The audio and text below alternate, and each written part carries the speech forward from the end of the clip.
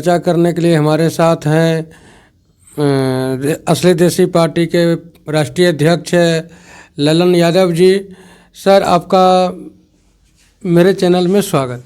चलिए, आपके चैनल को ढेर सारा स्वागत है। चुनाव आयोग ने 2020 से विधानसभा चुनाव लड़ने वाले एक प्रत्याशी को, यानी प्रत्येक प्रत्याशी जो विधानसभा चुनाव लड़ते हैं वो मैक्सिमम 40 लाख रुपया खर्च कर सकते हैं, वो चुनाव आयोग की नज़र में। इस तरह के पूंजी का बढ़ावा चुनाव में देने का जो प्रयास किया जा रहा है, इस पर आप क्या कहेंगे? देखिए सर, अब इस पर क्या कहा जाए, चुनाव आयोग को क्या कहा जाए। चुनाव आयोग को देखना चाहिए और धरती पर उतर के गरीबों से पूछना चाहिए। इस भारत देश में बहुत ऐसे गरीब हैं जो एक साल में 200 रुपया भी नहीं देख पाते हैं। गरीबों का बुरा हाल है, भरपेट गरीबों को भोजन नहीं है। बहुत ऐसे गरीब हैं जिसको सामाजिक ज्ञान काफ़ी है। बहुत ऐसे मूर्ख लोग हैं, गरीब लोग हैं जिसको समाज चलाने की काफ़ी क्षमता है, बहुतों प्रकार का अनुभव है, उसके पास पैसे नहीं हैं। चंदे के पैसे से एन कैन प्रकार चुनाव जीतने वाले जितने भी राजनेता हैं वह गरीबों की सेवा किए हैं। एसी में बैठ कर के चुनाव लड़ने वाले जो है ना, खाली शोषण किए हैं गरीब का। तो ये तो जो चुनाव आयोग बोले हैं कि 40 लाख कम से कम खर्चा कर सकते हैं, तो गरीबों के राजनीति पर कुठाराघात है। वैसी घोषणा और वैसी नीति गरीबों को चुनाव में जाने में से रोकने का काम करती है। गरीब लोग राजनीतिक में न जाए, एमएलए न बने, एमपी न बने। हम तो आपके चैनल के माध्यम से ये बता देना चाहेंगे कि जब तक मुखिया का बेटा, एमएलए का बेटा, एमपी का बेटा सरकारी स्कूल में नहीं पढ़ेगा, तब तक सरकारी स्कूल की शिक्षा व्यवस्था थोड़े सुधरेगी। सुधारने के लिए करना पड़ेगा। आपके प्रश्न का मैं उत्तर दे रहा हूँ इस लहजे में कि भारत में गरीबों का इतना बुरा हाल है, और यदि किसी प्रकार के सामाजिक समरसता का पूरा अनुभव है तो गरीबों में काफ़ी है। वैसे लोग एन केन प्रकारन यदि चंदे के पैसे से भी यदि चुनाव जीत के किसी भी सदन में जाते हैं तो उसको गरीबों का विशेष ख्याल रहता है।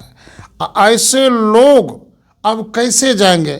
चुनाव आयोग जब से घोषणा किए हैं कि कम से कम 40 लाख लड़ सकते हैं, अब बताइए, तो चुनाव लड़ने वाले को भी चुनाव आयोग को पैसा देना चाहिए। अब ये आश्चर्य का सवाल है, गरीबों को किसी भी सदन में जाने से रोकने का यह नियम है, यह पूंजीपतियों का यह नियम भारत देश के लिए कलंक और अभिशाप है। सर, कुछ दिन पहले तक अखबारों में आपने देखा, प्रिंट चैनलों, न्यूज़ चैनलों में समाचार आता रहा कि अमुक जगह पुल गिर गया, अमुक जगह उद्घाटन होने के पहले पुल गिर गया। इस पर आप का क्या राय है? देखिए सर, अब बिहार में भ्रष्टाचार के बहार है। अक्का है, यहाँ तो नीतीश कुमार है। इतने प्रकार से बिहार में भ्रष्टाचार है, हद से ज़्यादा है। कोई ऐसा विभाग नहीं है जिसमें भ्रष्टाचार नहीं है। हम तो आपके चैनल के माध्यम से याद करा देना चाहेंगे लोगों को कि अरे गली गली में शोर है, अब बिहार में घूसखोरी बेजोर है। और नीतीश कुमार जब से शासन में आए हैं, कुछ महीने के बाद इनकी जो चाल है, इनका जो व्यवहार है, बिहार के विकास में बाधक रहा है। अब देखिए, नीतीश कुमार जब चुनाव का समय आता है तो एक से एक झांसा देने के लिए उद्योगपतियों को बुला करके उद्योगपति मीट सम्मेलन करते हैं। बिहार का कोई ऐसा विभाग नहीं है जहां बिना घूस के लेन देन का काम होता है। अरे यदि पुलिस का करतूत यदि सुधर जाए, सिर्फ बिहार पुलिस में घूसखोरी बंद हो जाए तो बिहार तो अपने आप से रफ्तार ले लेगी। बिहार यह गौतम बुद्ध का बिहार, यह महात्मा गांधी के कर्मभूमि का बिहार, यह डॉक्टर राजेंद्र प्रसाद का बिहार अब अफसोस कर रहा है।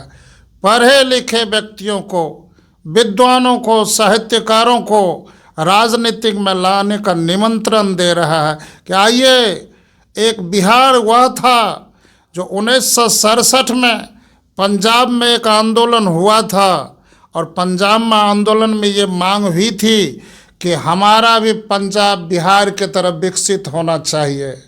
कारण उस समय यहाँ के राजनीति में जेपी लोहिया और यह डॉक्टर राजेंद्र प्रसाद की भूमिका रही थी।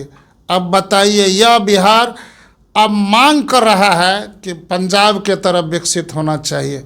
कितना बदल गया इंसान, कितना बदल गया इंसान। अब बताइए कि यहाँ बेरोजगार सड़क पर इधर से उधर से टहल करके अपने रोजी रोटी के जुगाड़ में सरकार से हमेशा टकटकी लगाए रखा है, लेकिन सरकार कुछ भी करने से पहले खाली चुनाव का झांसा देने के समय कुछ न कुछ वैकेंसी निकाल देती है।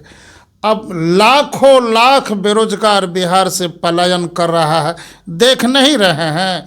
पूरे देश का कोई ऐसा कोना नहीं जहां बिहारी बेरोजगार भरमार नहीं है। अब बताइए कि बुरा हाल है बेरोजगारों का। इसीलिए कह देते हैं कि शिक्षित बेरोजगारी भत्ता योग्यता के अनुसार मिलनी चाहिए, मिलनी चाहिए। हमारी नज़र में हम लोग असली देसी लोग हैं, खेत खलिहान से अरमान लेके निकले हैं, हौसला बुलंद है, इसीलिए दिल में हिंदुस्तान लेके निकले हैं, दिल में हिंदुस्तान लेके निकले हैं। हमारी नज़र में काले गोरे अवनत उन्नत खोटे खरे नहीं हैं, सभी लोग हैं एक बराबर, कोई छोटे बड़े नहीं हैं, छोटे बड़े नहीं। एक आखिरी सवाल, ये 2025 में जो बिहार विधानसभा चुनाव होना है उसमें असली देसी पार्टी की क्या भूमिका रहेगी? देखिए, ये तो सच है कि 2025 का होने वाले चुनाव में असली देसी का रोल का हिसाब लाजवाब रहेगा। कारण कि बहुत जल्द हम लोग एक नए प्रकार और मजबूत गठबंधन देने जा रहे हैं और बिहार में नए जोश नए होश के साथ ताबड़तोड़ तरीके से तीसरी शक्ति बन के उभरेंगे। इस गठबंधन में कई पूर्व केंद्रीय मंत्री, कई बिहार के मंत्री, कई बिहार के पूर्व विधायक, पूर्व सांसद शामिल होंगे और बिहार को एक नई विकास की नई रफ्तार देने के लिए, बिहार में नया बिहार बनाने के लिए और राजनीतिक में फैली हुई गंदगी को साफ करने के लिए हम लोग कोई कसर नहीं छोड़ेंगे और बिहार के हर एक सीट पर असली देसी पार्टी चुनाव लड़ेगी। आपने हमारे चैनल को अपना कीमती समय दिया, इसके लिए धन्यवाद। चलिए, आपके दर्शकों को और आपके चैनल को बहुत बहुत धन्यवाद। अभी आप ललन यादव जी को सुन रहे थे। आप सभी दर्शक चैनल को सब्सक्राइब करें, शेयर करें। धन्यवाद।